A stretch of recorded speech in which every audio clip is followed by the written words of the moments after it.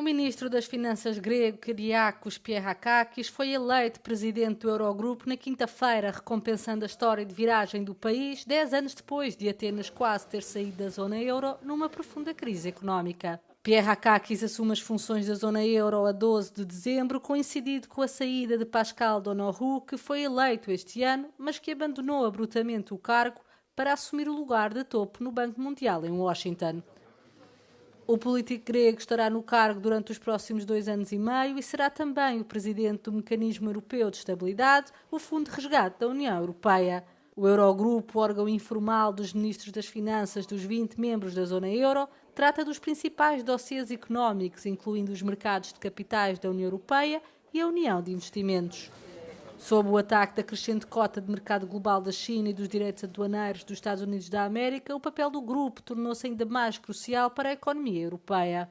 Pierrakakis afirmou que vai trabalhar para manter o Eurogrupo centrado nos interesses económicos comuns e no projeto europeu assente nos valores fundamentais da União.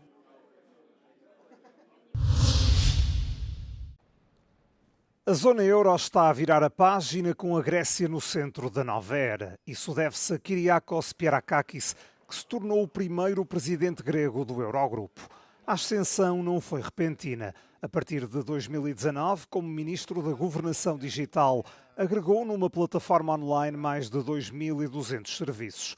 Um novo sistema que tornou mais fácil a vida dos gregos. 2 anos depois, declarava numa entrevista à Euronews que tinha como objetivo mudar a Grécia.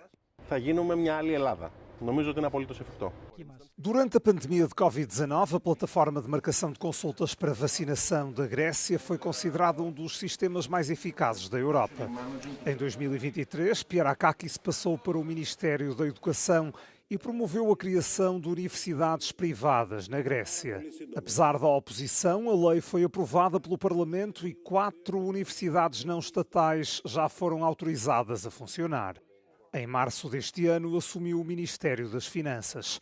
Já se comprometeu a reduzir o rácio da dívida pública para menos de 120% do PIB até 2030. Formado em Ciência da Computação em Atenas, prosseguiu os estudos com 2 mestrados nos Estados Unidos. Um em Políticas Públicas por Harvard e o outro em Política Tecnológica no MIT. Aos 42 anos, como presidente do Eurogrupo, é chamado a coordenar as políticas orçamentais de 20 Estados-membros da União Europeia. Sucede ao irlandês Pascal Donoghue, que ocupava o cargo desde 2020. Esta é uma das muitas escolas do país que esta manhã se encontra encerrada devido à greve geral convocada pelos sindicatos contra o novo pacote laboral do governo. A paralisação também está a afetar a saúde, com os principais hospitais públicos de norte a sul do país a funcionarem sem consultas e sem cirurgias. Segundo os sindicatos da função pública, a adesão nos hospitais ronda em média os 95%. Nos aeroportos há vários voos que foram cancelados ou estão atrasados pela falta de pessoal no handling e no check-in. No aeroporto de Faro, vários passageiros tiveram que ser desviados para o aeroporto de Sevilha, em Espanha, para apanharem outros voos. Nos serviços municipais, a paralisação também foi visível na recolha de resíduos durante a madrugada. Aqui em Lisboa são muitos os bairros com contentores de lixo cheios por recolher à porta dos prédios. Nos transportes, os constrangimentos também são muitos. Em Lisboa, o metro encontra-se encerrado, estando apenas garantidos os serviços mínimos nos autocarros e nos barcos. Esta é a primeira greve geral conjunta entre as 2 maiores centrais sindicais do país a acontecer nos últimos 12 anos. A última foi em 2013, no período da Troika. Joana Marão Carvalho, para a Euronews, em Lisboa. O secretário-geral da NATO viajou até Berlim para ser recebido pelo chanceler alemão Friedrich Merz. Perante a agressão russa na Ucrânia e os ataques híbridos cada vez mais intensos na Europa, os parceiros europeus da NATO precisam de uma estratégia comum. Wir wissen, dass wir für unsere Sicherheit in Europa sehr viel mehr tun müssen als in der Vergangenheit. Das ist auf dem NATO-Gipfel in der Heimatstadt des Generalsekretärs der NATO in Den Haag sehr deutlich geworden. No entanto, a União Europeia enfrenta um desafio com o presidente dos Estados Unidos, Donald Trump, a querer retirar-se das questões de segurança europeias. Para Friedrich Merz, os países do bloco precisam agora de reforçar ainda mais a sua segurança. Além disso, o chanceler alemão acredita que o continente europeu precisa também de apresentar uma frente mais unificada. Ich habe darauf hingewiesen, dass die Europäische Union als Institution in Washington offensichtlich nicht richtig eingeordnet wird. Ich habe versucht, bei meinem Besuch im Juni Präsident Trump auch einmal die Geschichte der Europäischen Union und ihrer Gründung zu erläutern, aber nach wie vor tut sich die amerikanische Regierung offensichtlich sehr schwer damit, diese Europäische Union als Staatenverbund zu verstehen. Já Mark Rutte vê desenvolvimento positivo na estratégia de segurança da Alemanha. You see Europe stepping up, and here again Germany is taking the lead. The fact that Germany has decided to reach the 3.5% in 2029, 6 years before 2035, is huge. O secretário-geral da Aliança Atlântica reconhece que para a segurança dos aliados é necessária uma forte cooperação no seio da organização. We know we can count on Germany and Germany can count on NATO. Lieber Herr Bundeskanzler, lieber Friedrich, ich freue mich auf unsere weitere Zusammenarbeit. Para a Alemanha vivem-se tempos diferentes que requerem novas abordagens, tanto a nível financeiro como de política de segurança. NATO-Generalsekretär Mark Rutte lobt Deutschland als führende Kraft in der NATO. Doch Bundeskanzler Friedrich Merz sagt, Europa müsse sicherheitspolitisch noch sehr viel mehr tun. Nach seinen Gesprächen mit US-Präsident Donald Trump zeigt sich, die Ukraine ist zwar für das erste Quartal 2026 finanziell abgesichert, doch nicht fürs ganze Jahr. Und der Druck aus Washington und Moskau steigt. Diana Resnick aus Berlin für Euronews. A Ucrânia não precisa de lições sobre democracia. Foi o que disse a vencedora do Prémio Nobel da Paz, Alexandra Matvichuk, numa entrevista ao programa Europe Today da Euronews. Matvichuk referia-se às alegações de Donald Trump de que as autoridades em Kiev estão a usar a guerra como desculpa para evitar novas eleições.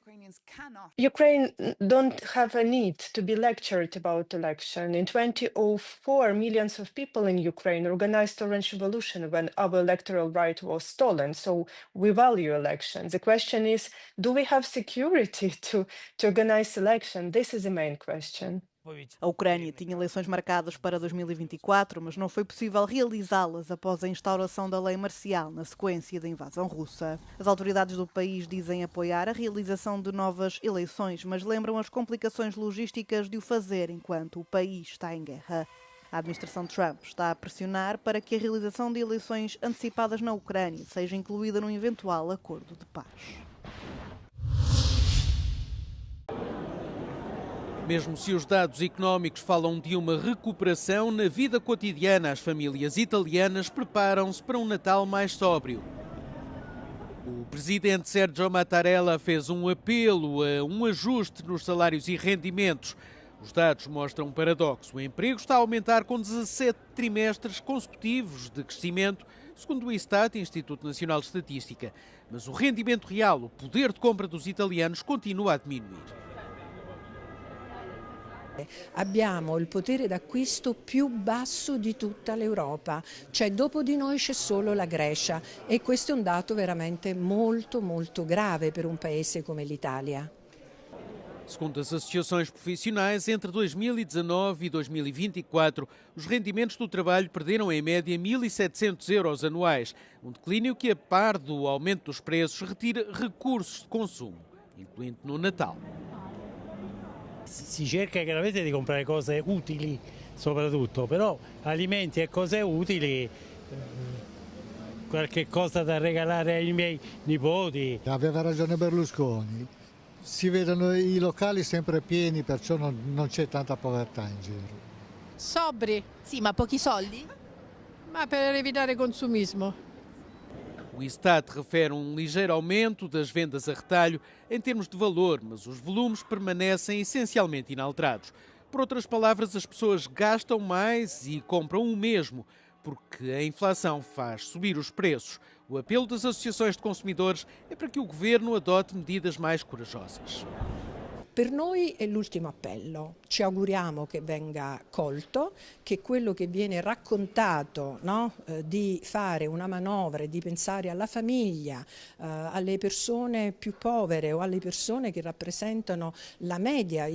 Sono contenta che si pensa a chi guadagna netto 2.500 euro, ma ricordo alla signora Meloni che la stragrande maggioranza dei lavoratori guadagnano 1.500 euro. Contra esta situação, os sindicatos italianos marcaram uma greve geral para sexta-feira, dia 12. A mobilização deve abranger os transportes, as escolas, a saúde e os serviços. Arqueólogos do Reino Unido descobriram que os humanos conseguiam fazer fogo há 400 mil anos. Há muito que se sabe que o homem utilizava o fogo natural, mas não se sabe exatamente quando é que aprendeu a criar e a controlar. Encontrar provas da produção do fogo é difícil devido ao desaparecimento dos vestígios ao longo do tempo. We have this evidence for a fireplace. We have next to it archaeology artifacts made by Neanderthals. But what really makes this site extraordinary is the discovery of these two little fragments, and this is just a tiny little fragment of iron pyrite. So this is a mineral that can be used for striking. You strike it with flint and it creates sparks. So it's part of a fire lighting kit. So this is evidence that not only were Neanderthals using fire at this site, but they were also making the fire using flint and pyrite. A equipa arqueológica passou 4 anos a analisar os materiais para excluir a hipótese de incêndios naturais. Os testes mostraram temperaturas acima de 700 graus Celsius e vestígios de queima repetida no mesmo local, indicando que uma lareira foi usada várias vezes. Outros fósseis da mesma idade foram encontrados na Grã-Bretanha e em Espanha, apresentando características ligadas aos neandertais.